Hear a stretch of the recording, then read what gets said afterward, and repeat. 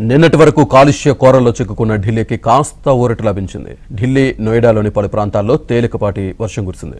కాలుష్యం నుంచి కాస్త ఉపశమనం లభించింది. దీంతో రాజధాని వాసులు ఊపిరి పీల్చుకుంటున్నారు. ఈ వర్షాలు వాయు నాణ్యతను మెరుగుపరచడంలో ఉపయోగపడతాయని అధికారులు వెల్లడించారు.